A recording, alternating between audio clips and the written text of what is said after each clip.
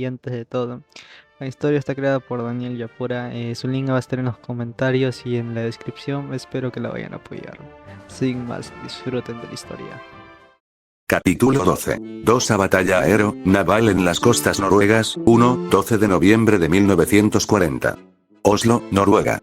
Oficina del comisario del Reich der Boven Reichskommissar Josef ter Boven, pensamiento. Ser informado ahora de que Noruega volvería a ser parte de una batalla tanto naval como aérea me era preocupante. En la operación Weserübung de nuestro lado, casi habíamos perdido Noruega por las bajas de la armada y también por el sorpresivo desembarco en Narvik.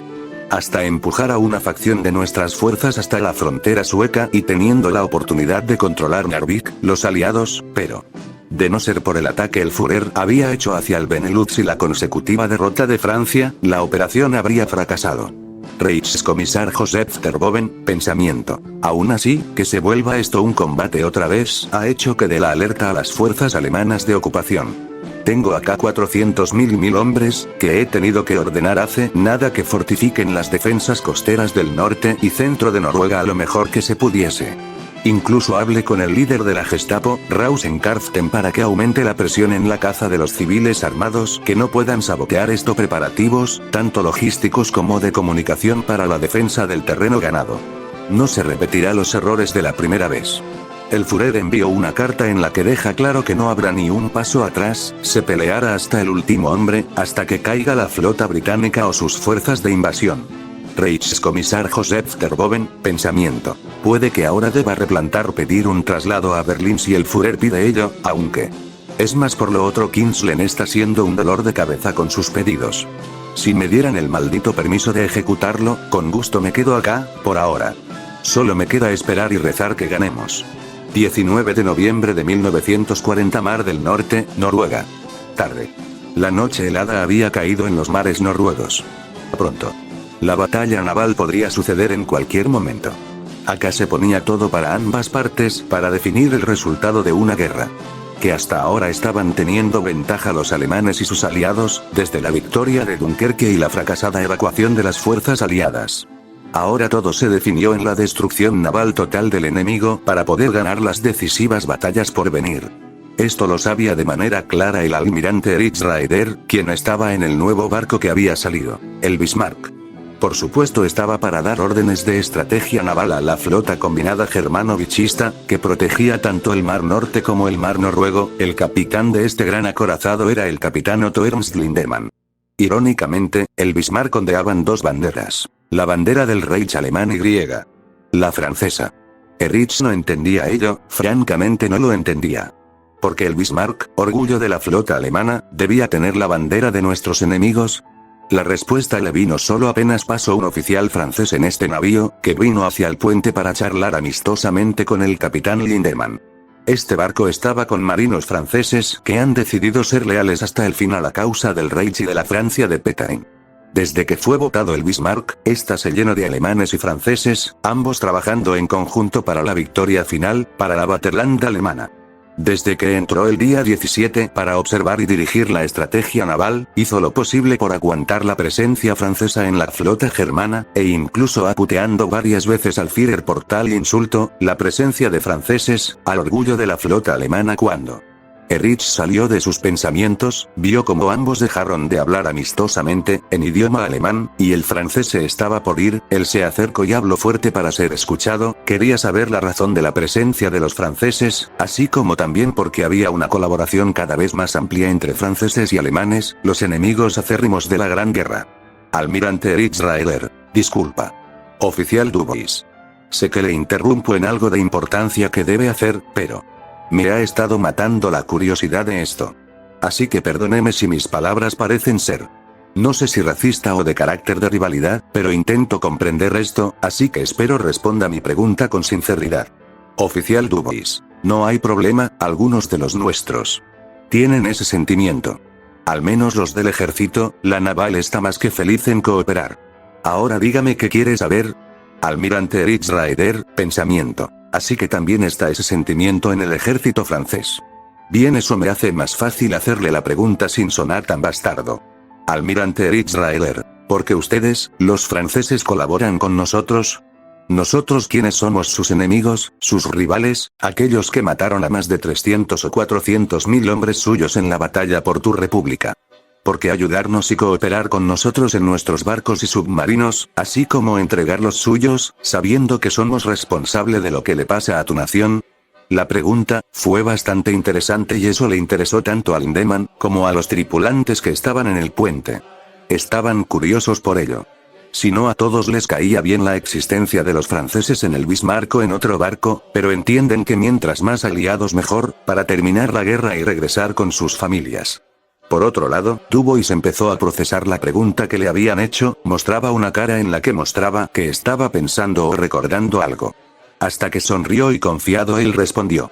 Oficial Dubois. Por su Führer, dijo confiando almirante Erich Raeder. Sé más específico, por favor, oficial Dubois. Bien, la razón de que la Marina francesa e incluso algunos miembros del ejército trabaje cooperativamente con ustedes a pesar de lo que han hecho es simple. Lo que nos dijo su Führer.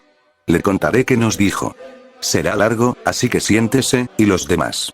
Hagan lo mismo, dudo que aún combatamos.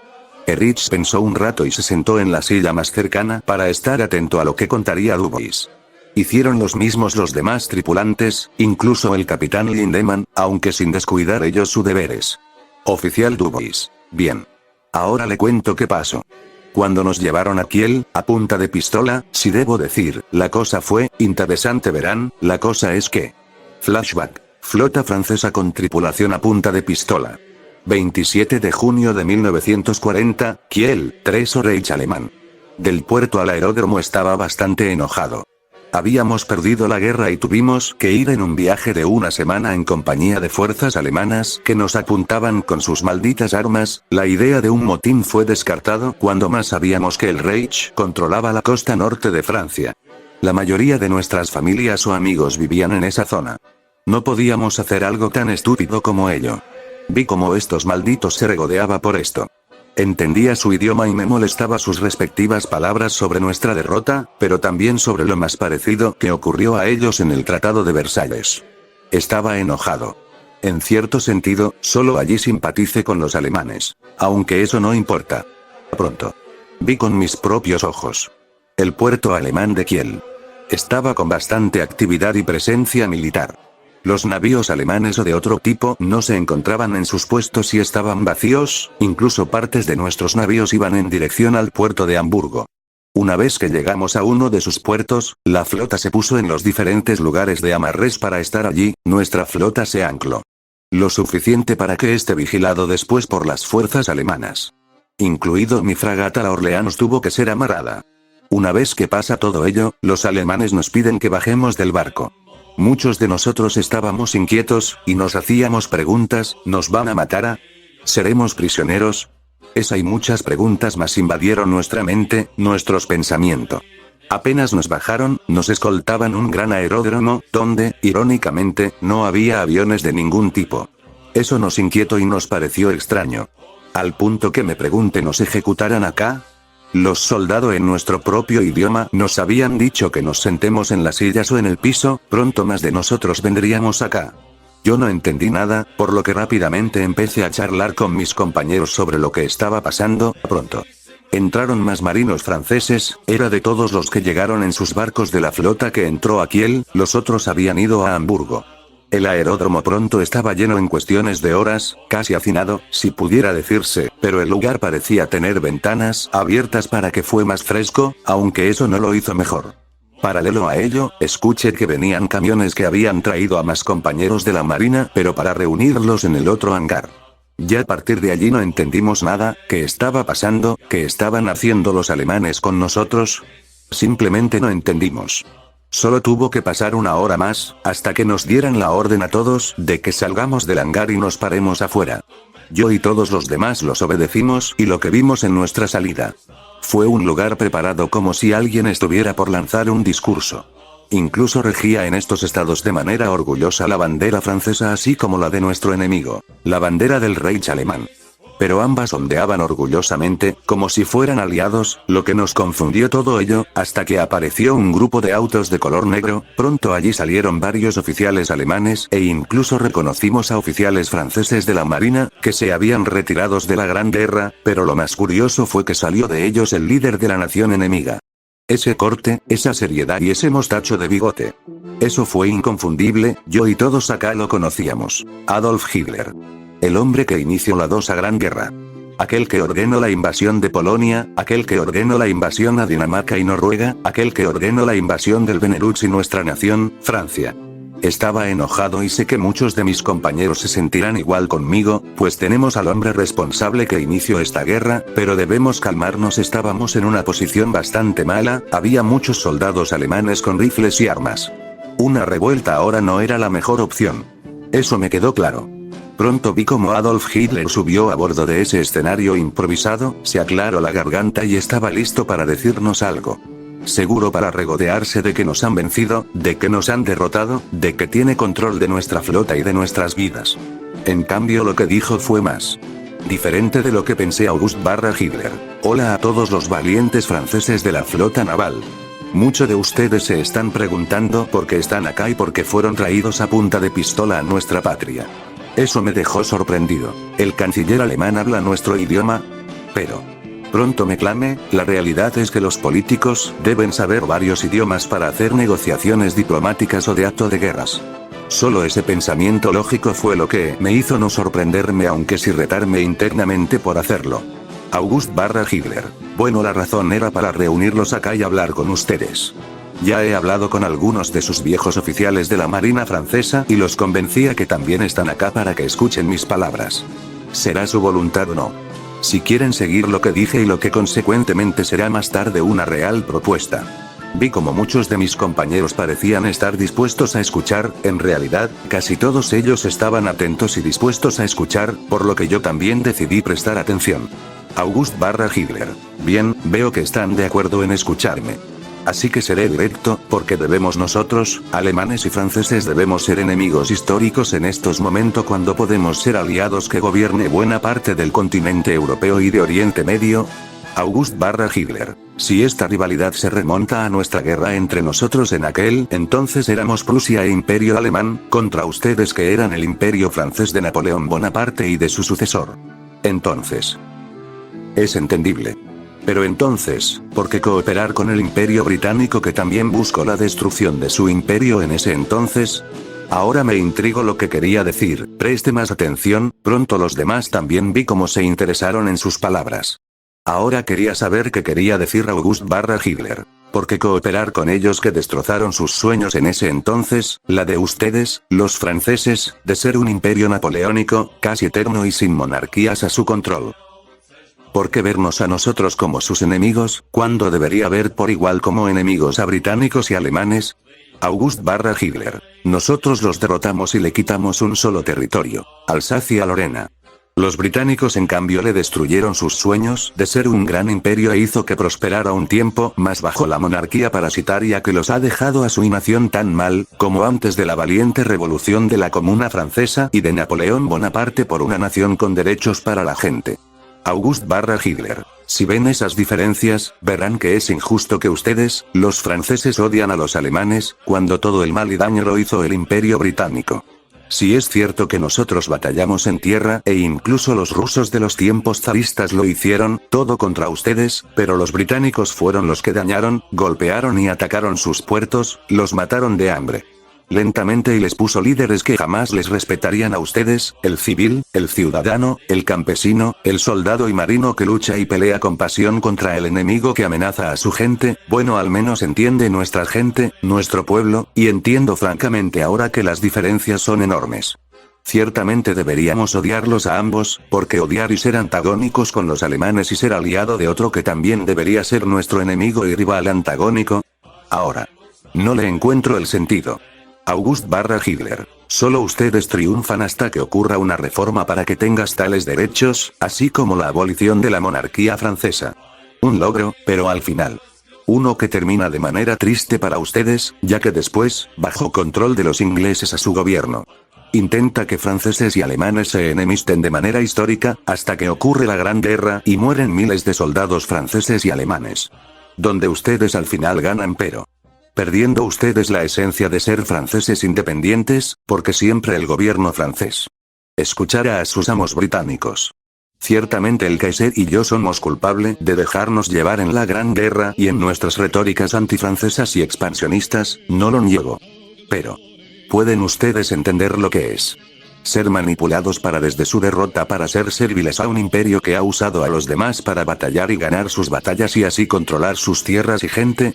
Pronto quedé con la boca abierta por lo último que dijo, así como también muchos de mis compañeros. Sus palabras son lógicas.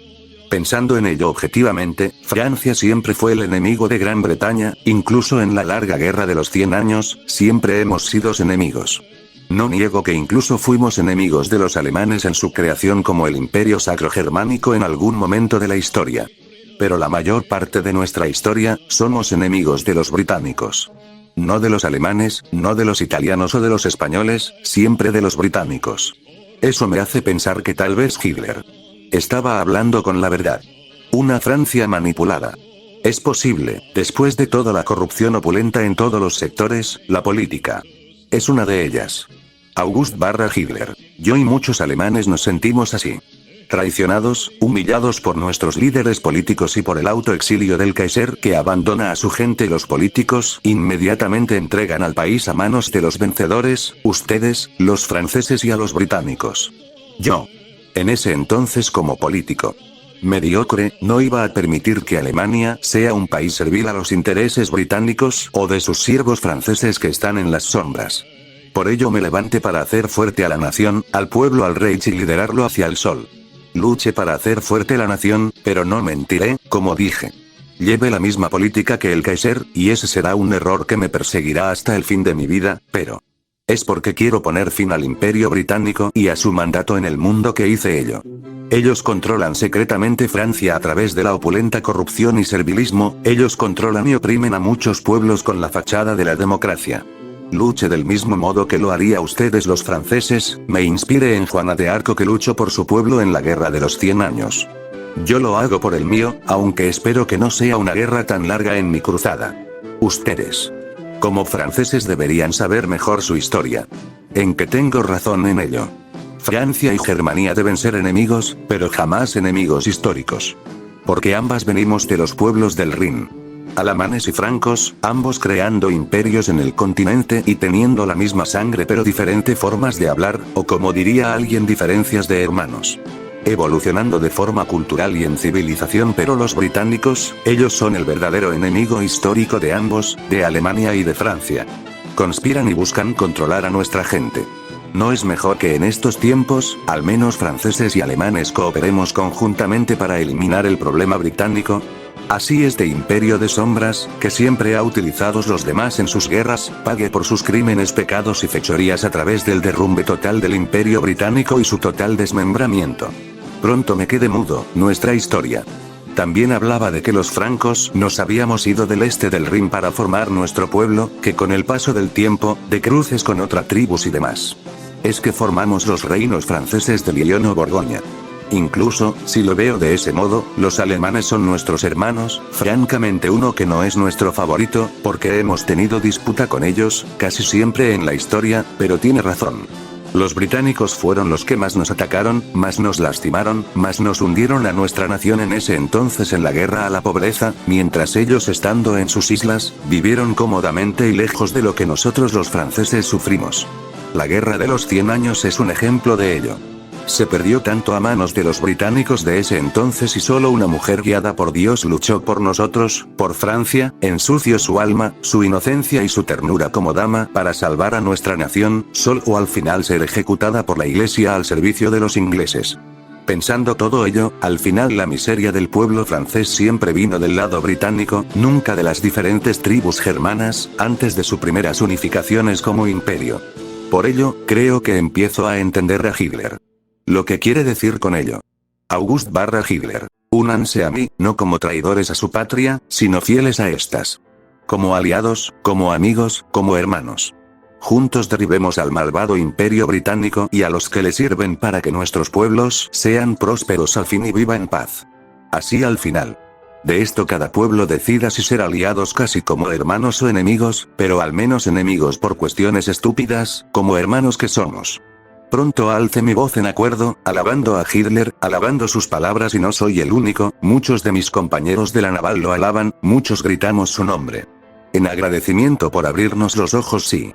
Es cierto ahora si vemos en la historia que Francia jamás será un imperio o un pueblo en paz, no lo será hasta que debemos aplastar a los británicos de manera permanente. Al menos una cosa estoy seguro, aparte de odiar a los alemanes por esto, odia a los británicos, que nos han hecho sufrir más a nuestro pueblo, es de tiempo inmemoriales que los propios alemanes. Es hora de que haya una devolución.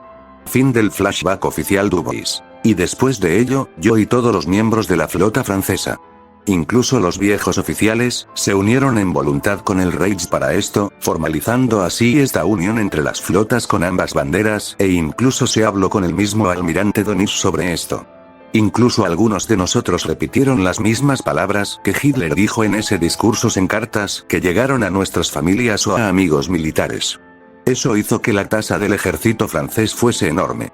Mucho más que al comienzo de esta guerra, incluso creo que la SS, si no me equivoco, tuvo una enorme cantidad de voluntarios para servir al Reich alemán no como honorarios, sino como hermanos del Rin. Y eso sería todo, todos en el puente quedaron fascinados, incluso sorprendidos. Uno de ellos fue el almirante Raeder. Para él saber que el Führer usó el pasado histórico de una nación para convencer a estos marinos así como desviar el enojo y todo lo demás que tenían hacia los alemanes a un nuevo rumbo/objetivo, los británicos. Raeder ahora comprendía el porqué de todos estos. Es para formalizar una verdadera unión entre franceses y alemanes contra el odiado enemigo común, el británico. No pudo dejar de maravillarse internamente cuando escuchó todo esto. Al final el Führer ganó aliados incondicionales e incluso aumentó el prestigio alemán a los ojos franceses. No hay duda que la naciente resistencia francesa se desmoronara ante esto. Almirante Erich Raeder, con ello. Me respondiste todo. Fue bastante largo. Pero también entendible e inspirador. Creo que debo volver a estudiar historia apenas termine la guerra. Tiene mucho para inspirar a alguien como el Führer, aunque nunca conocí el lado de historiador de él. Supongo que lo tuvo que revelar para ser claro con ustedes, oficial Dubois. Ciertamente. Es hora de que debamos aprender el pasado, aunque cada elegirá con el fin. Su Führer lo hizo para terminar la era del Imperio Británico y su insana influencia en el mundo. No sé qué harán los otros al leer la historia humana, pero sé una cosa. El Führer tiene ese algo que inspiran confianza y lealtad hacia él. Cuando dijo ello se retiró del puente, dejando bastante pensativo al almirante Raeder y a los que estaban en el puente. Puede que el Führer sea su Juana de Arco o al menos una variación retorcida de ella, para terminar el dolor y la tragedia que ocurre en el pueblo alemán.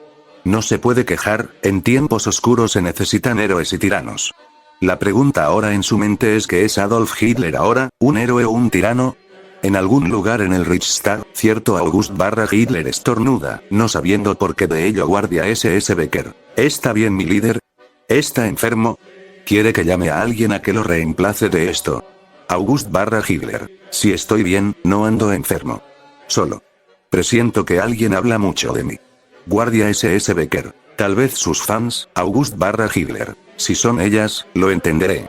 Ahora vamos, Becker, dime si puedes encontrar el informe No. 23 de la División de Infantería 29 en estos papeles. Necesito saber que necesito mejorar en nuestras fuerzas y cuánto hemos perdido en la campaña rumana. Guardia SS Becker. Sí señor, por ahora dejo de pensar en ello cuando se escuchan en la radio informes de barcos enemigos acercándose hacia su posición, así como una enorme cantidad de aviones británicos que intentaba sobrevolar sus posiciones. Almirante Erich Raeder. Que las flotas se preparen y disparen a los aviones enemigos. Fuego completo de supresión. Que alguien avise a los aeródromos en Dinamarca, Alemania y Noruega que hagan que sus aviones vuelen, tendremos visitas no deseadas. Todos. Sí, almirante. Almirante Erich Raeder. Capitán, prepárese, que en cualquier momento dictaré órdenes a usted y a los demás capitanes para la estrategia naval. Es ahora o nunca que la guerra se decide. Pronto. La gran cantidad de aviones se ha visto al tacto. A la vez. Se veía mucho más a los lejos a la flota británica. Lo que hizo que realmente Reciba un fuerte asentimiento del capitán Lindemann. La batalla de Noruega estaba por comenzar. Capítulo 12. 2 a batalla aero-naval en las costas noruegas. 2, 19 de noviembre de 1940 Oslo, Noruega. Noche. Aeródromo de Norvak. Tarde hubo un frenético movimiento en el aeródromo, los pilotos, los mecánicos y los abastecedores de suministros se empezaron a mover como loco, la alarma general empezaba a sonar. Los pilotos empezaron rápidamente a irse a sus aviones, los mecánicos y los armeros empezaron a revisar qué aviones ya estaban listos para despegar, mientras los pilotos alemanes entraban a sus aviones. Ansiosos de por volar en el aire una vez más y batirse en duelo con los cazas británicos. A la vez, había movimiento de camiones con soldados y policías militares, moviéndose hacia puntos claves del aeródromo, posicionándose allí con varios antiaéreos. Las órdenes eran escuchadas mientras otros se desplegaban listo para combatir en defensa del aeródromo y de otros puntos importantes del país. Esta vez, Alemania tendría su más anhelada victoria, a través de una revancha digna. Mientras los mecánicos confirmaban que algunos aviones ya estaban listos para partir a los cielos. Lo mismo los armeros. Pronto, los aviones empezaron a desplegarse y a ganar carrera y altitud para después despegar de la pista del aeródromo. Le siguieron otros aviones haciendo lo mismo. Los FW-190, los Me-109, los AR-186, aviones de ataque naval, y algunos bombarderos Heinkel así como Dorniers 17. Pronto los cielos de noruegos vieron a muchos aviones alemanes, en grupo de escuadrilla de 4. Yendo a apoyar a la flota alemana y a combatir a la RAF. Muchos conocerán la gloria del aire, otros tanto morirán sirviendo por su país. Una cosa es clara, todo lo hacen por el Reich y por el pueblo y de ello nunca dudaron. 19 de noviembre de 1940 Mar del Norte, Noruega. Tarde.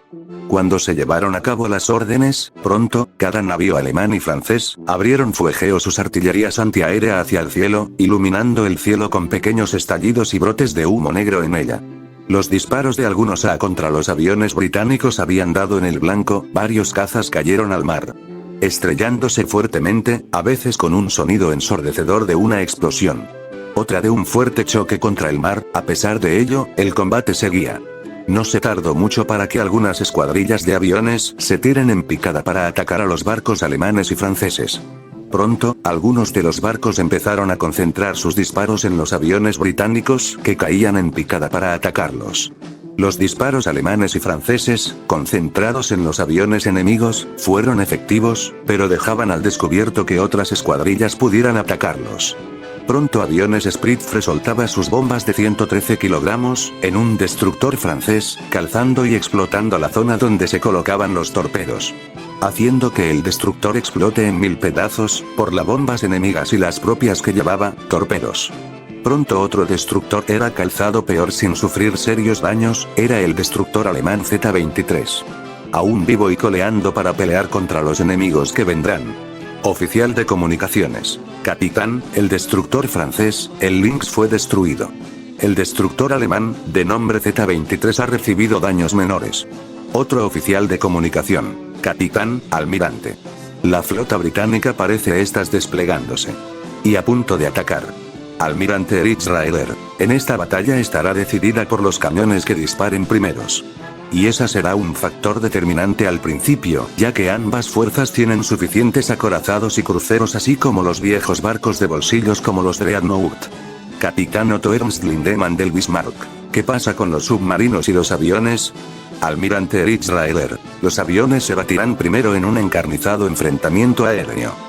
Si nuestra fuerzas aérea logra batir a los cazas y bombarderos de la RAF, podrán unirse a la contienda para acosar y atacar a los barcos enemigos.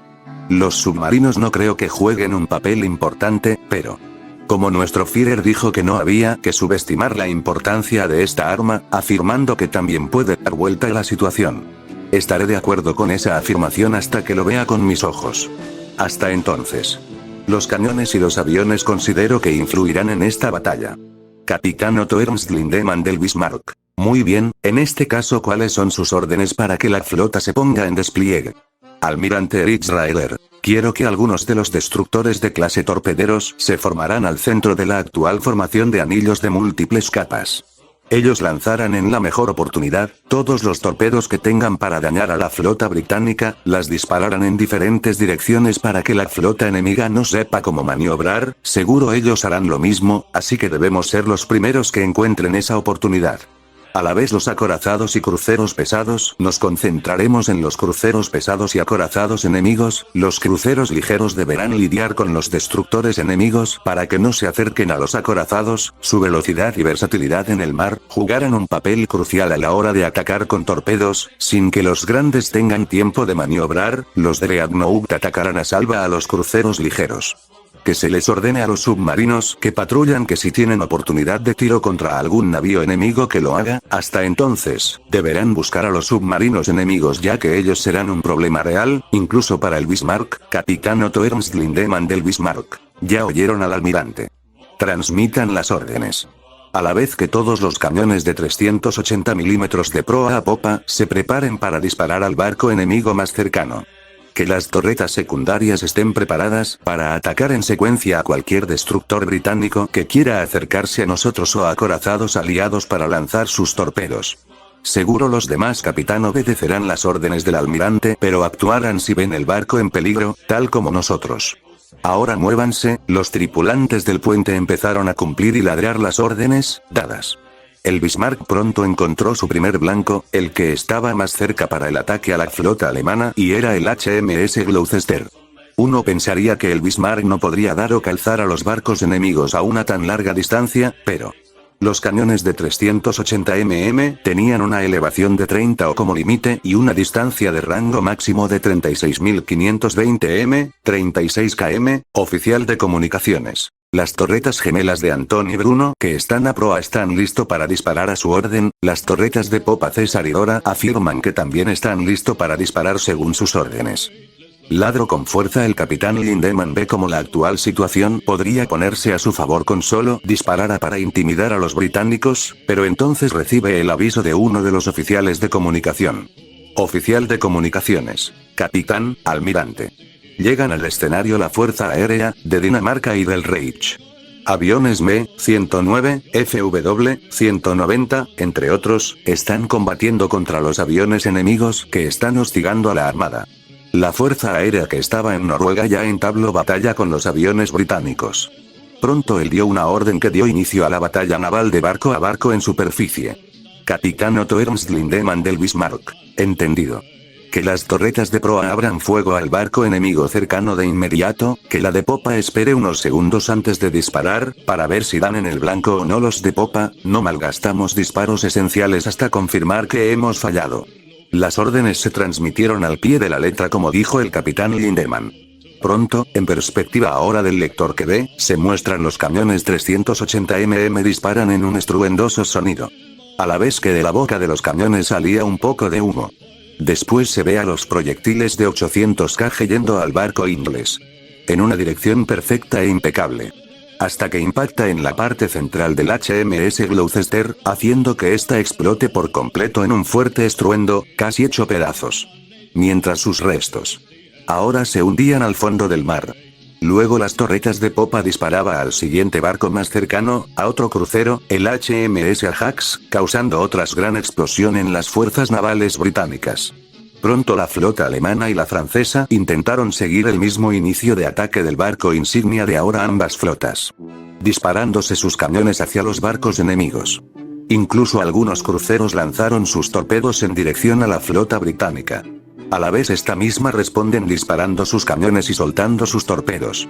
Dando pie e inicio a la batalla naval más grande de la historia y todo en las costas noruegas. Mar del Norte, Noruega. Tarde. Combates en cielos noruegos. Los cielos se ponían cada vez más conflictivos. Aviones alemanes y británicos combatían en una danza mortal de metralla y plomo.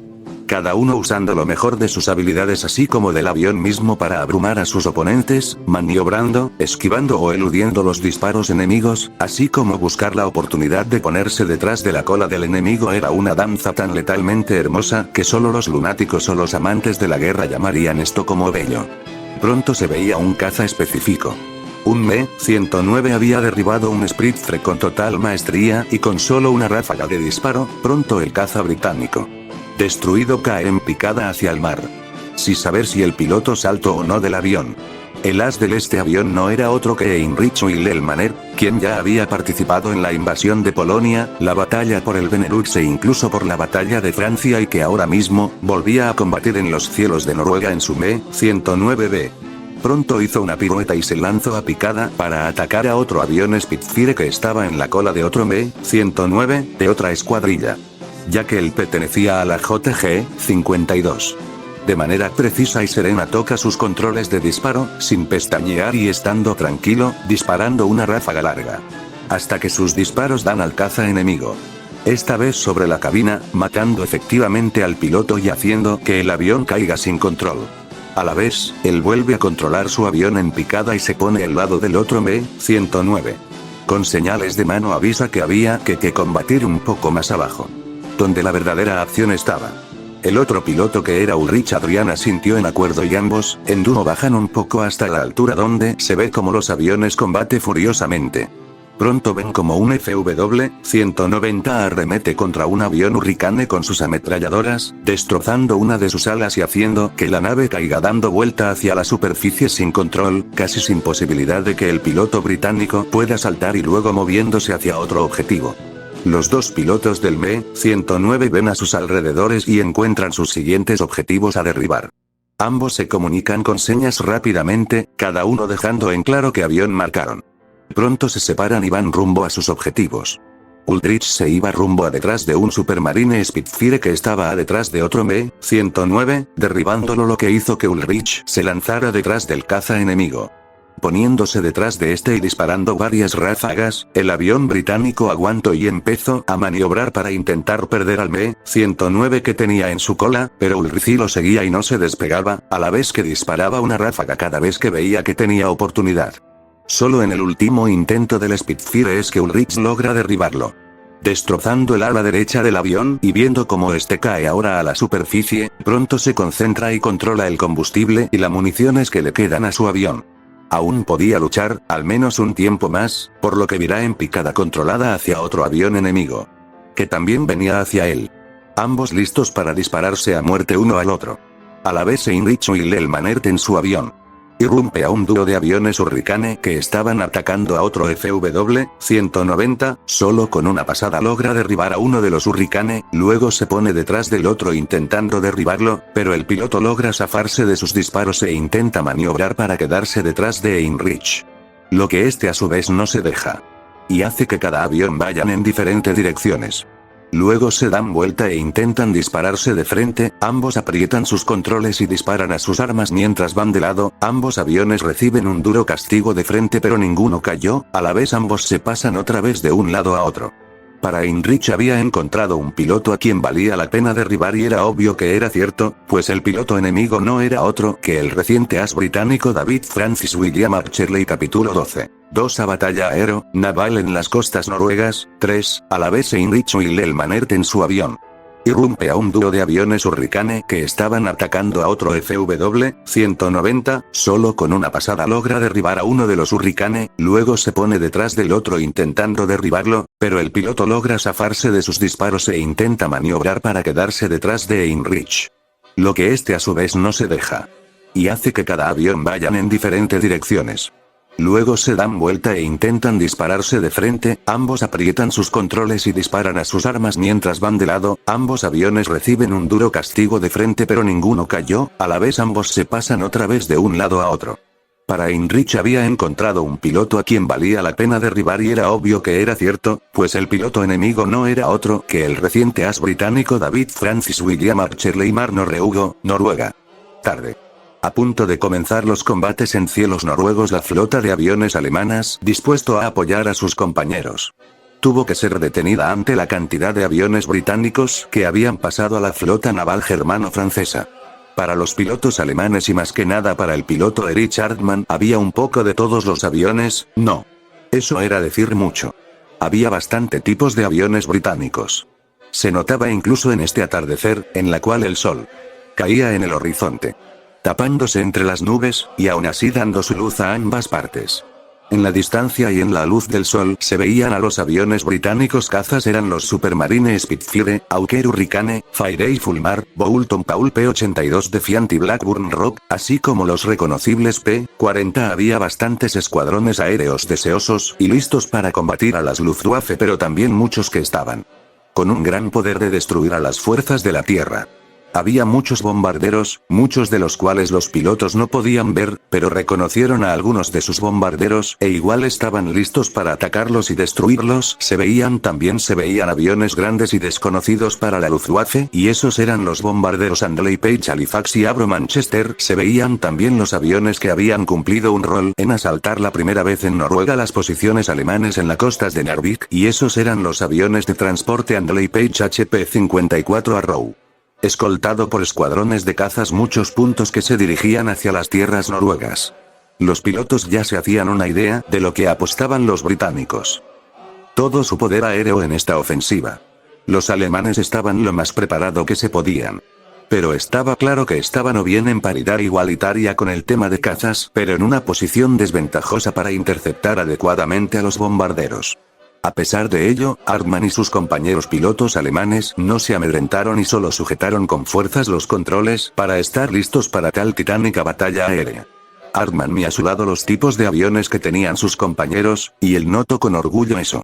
Veía a su escuadrón el Messerschmitt Bf-109, a la vez escuadrones completos a su lado de aviones Focke-Wulf FW-190, N/A. Adelantado a su tiempo, ya que parece en el 1941 y no en el 40, Augusto/Hitler pidió más concentración en el desarrollo y envío de esta nave para las batallas aéreas. Se verá esto confirmado en un extra. Arado AR-68 y Heinkel 112 también veía aviones grandes como los cazas pesados, Messerschmitt Bf-110 y el Focke-Wulf FW-187.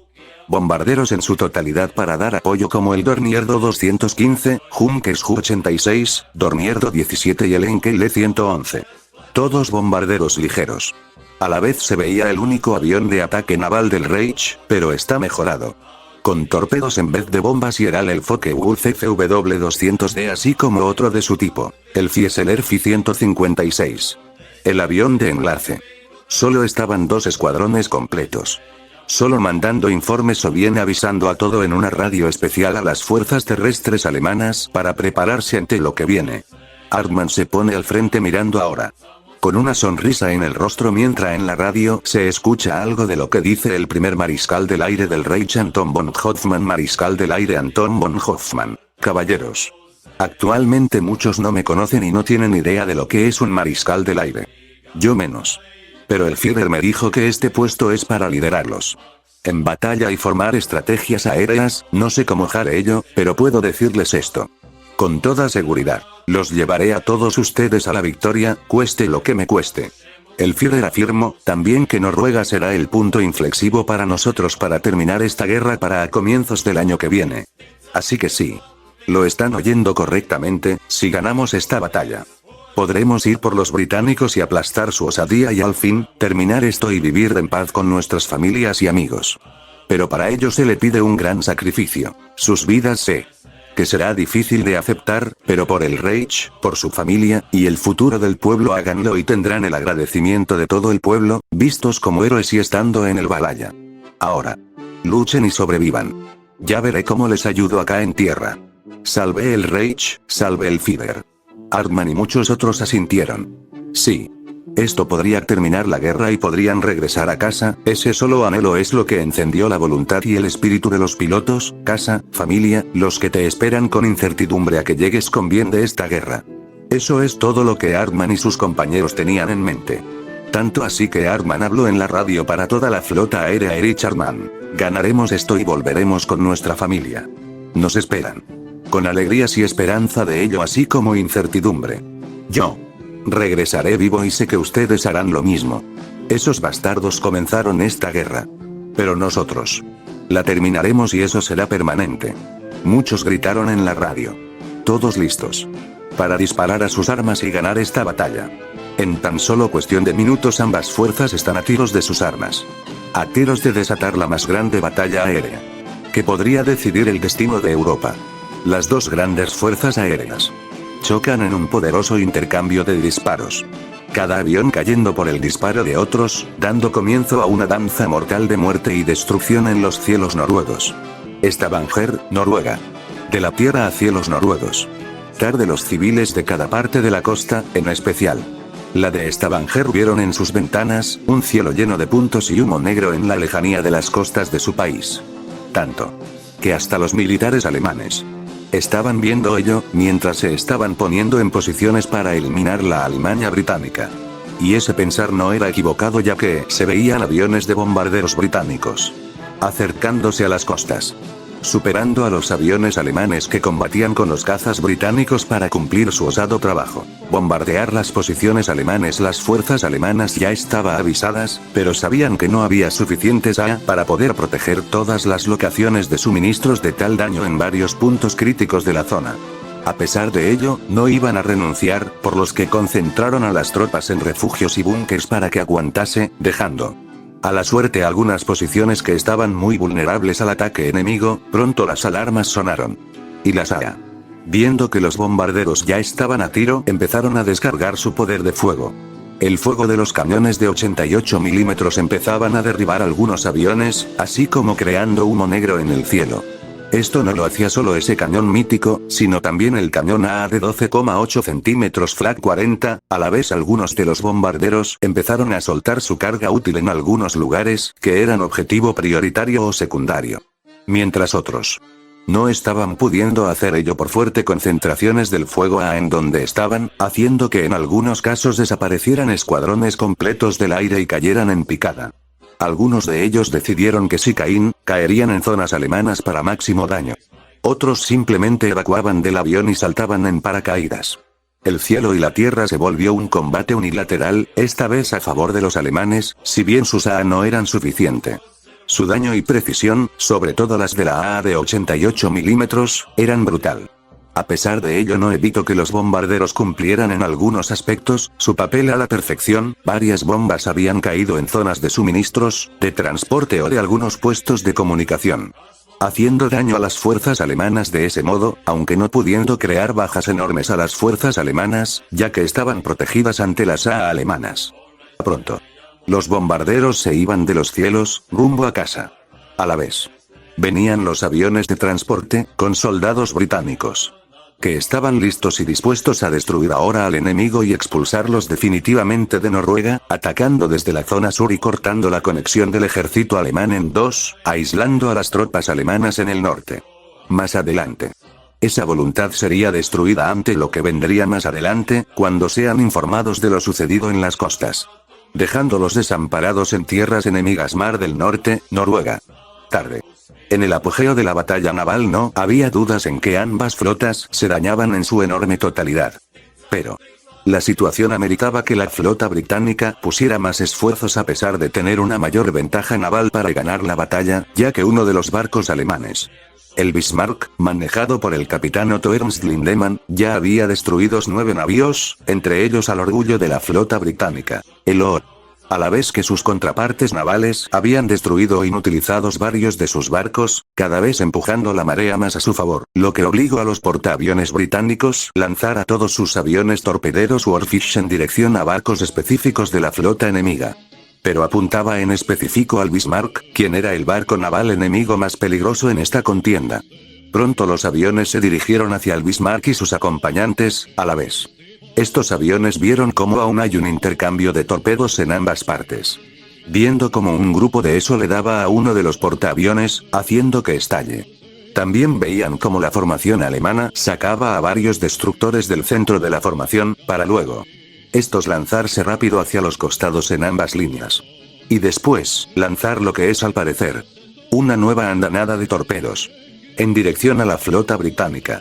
En un mar lleno de barcos metálicos, disparándose a muerte con cañones de diferente magnitud así de tonelaje, peso del barco, y esquivar los torpedos enemigos era una situación difícil para los barcos.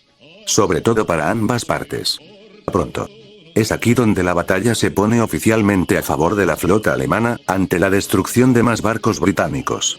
Los británicos buscaban ese mismo modo en algún momento de la batalla, hacer este tipo de ataque. contra la flota combinada, pero con el Bismarck atacando a los cruceros y otros barcos, es que han estado en aprietos y no pudieron hacer este ataque a pesar de su seria ventaja en números. Los pilotos de los aviones Swordfish estaba enojado, debían sacar al Bismarck y a los otros barcos y esta guerra se ganaba. Mientras tanto en el lado alemán, la situación aún era de ajetreo y de gritos de órdenes, sobre todo en el Bismarck. El capitán Lindemann estaba orgulloso de este barco, pero no podía demostrarlo en medio de una batalla que francamente gritaba inflexivo, en el que se podía decidir el destino de Europa. A pesar de ello, había contabilizado el daño que había hecho este barco. 5 cruceros, entre ellos el Oor, 2 fragatas y 2 destructores británicos destruidos, así como una variedad de daño a otros barcos. A pesar de ello, también veía como la otrora flota francesa recibía serios daños, ya habían perdido algunos cruceros y fragatas, a la vez que los destructores germanos y franceses estaban presionados por los disparos de los cañones, a tal punto que algunos fueron destruidos por disparos azarosos o precisos de barcos británicos. Pero en toda esta batalla el capitán había notado que la marea estaba cambiando y esta vez del lado del Reich. Los destructores torpederos habían dañado y diezmado el poder británico, a la vez el Bismarck había hastiado al enemigo. El almirante Raeder le había ordenado que el Bismarck junto a otros barcos se concentrara en los cruceros y fragatas enemigos, este era el resultado. Además, los destructores enemigos habían recibido daño brutales ante los cañones de los navíos aliados y compañeros. En específico, los que más estaban siendo castigados en esta batalla eran los destructores. Mientras que los británicos parecían concentrarse más en los grandes barcos, para su eliminación, en ese sentido era lógico, ya que su eliminación era importante, barcos pequeños como los destructores serían pequeñas molestias y por lo tanto fácil de destruir. El problema mismo de eso era el Bismarck y la batalla aérea que ocurría en sus posiciones. Pronto una voz lo saca de las nubes oficial: capitán. Aviones enemigos. Posiblemente torpedos. Órdenes. El capitán estaba por hablar hasta que el almirante habló: almirante Raeder, que las baterías AA se concentren en ellos, pero puede que vuelen al nivel del mar. El Führer avisó de esa posibilidad, por ende dejar caso a su recomendación llegado a tal caso, así que desplieguen a algunos marinos con MGS-34, avisen lo mismo a los otros navíos si son atacados por aviones torpederos. Los tripulantes obedecieron, y pronto algunos marinos habían sacado las MG-34 en los costados de la cubierta. Como este barco era grande, era obvio la cantidad de MG que habría. El capitán se había además preguntado por qué los barcos llevaban estas armas. ¿Que se les había sacado al ejército en el continente europeo? La respuesta estaba ahora acá, pronto. Las baterías AA empezaron a disparar a los aviones enemigos. ¡Qué pronto! Cada vez más cercas eran biplanos, que maniobraban con una facilidad impresionante ante el fuerte poder de las baterías AA, poniéndose estas al nivel del mar, hasta que las MG-34 dispararon en dirección a los aviones. Estos disparos tomaron de sorpresa a los aviones, algunos fueron dados y cayeron en un fuerte estrépito en el mar, mientras otras intentaban ir de un lado a otro. Su maniobrabilidad compensaba la situación contra las AA para ir tanto arriba como para abajo. Pero la agilidad que tenían no lo hacía.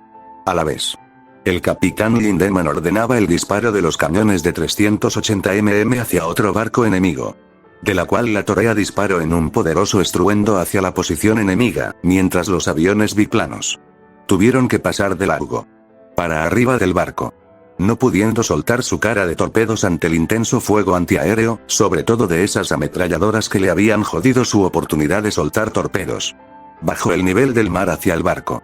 Los Swordfish ahora intentaban atacar otro barco alemán, el crucero pesado Prinz Eugen, hasta que son interceptados por Me-109 que los derriban de una sola pasada.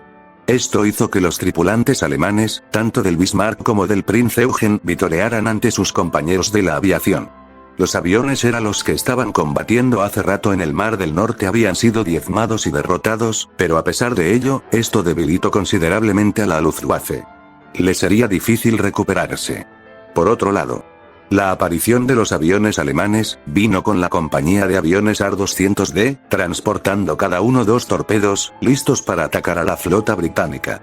En escolta con los Me-109. No solo ello, pronto la flota británica empezó a retirarse ante nuevas explosiones, esta vez desde su retaguardia, que habían hundido a varios barcos, entre ellos otro portaaviones británico.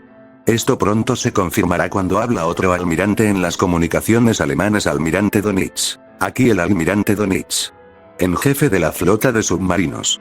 20 de los nuestros soltaron sus torpedos a distancia. Estamos obligando a la flota naval a retirarse. Pido que presionen con más daño a la flota enemiga, almirante Raeder. Esto hizo que haya más vitoreos y gritos ante ello. A la vez el almirante Raeder se mordía los labios ahora que tenía que admitir que el submarino bien podría jugar un rol en las batallas, aparte de solo atacar convoy y estrangular la economía británica. Además, si bien estaban ganando, la factura estaba siendo grande para la flota combinada franco-alemana, perdiendo más los franceses que los alemanes pronto. Raeder dio órdenes de presionar y atacar a los barcos más cercanos de la flota británica. A la vez el capitán Lindemann ordenó lo mismo, aunque en concentración en el fuego contra cruceros y destructores. La batalla aeronaval en las costas de Noruega terminaba a favor del eje al final en el día. Una victoria que tendría repercusiones en el continente europeo en gran medida. Continuará.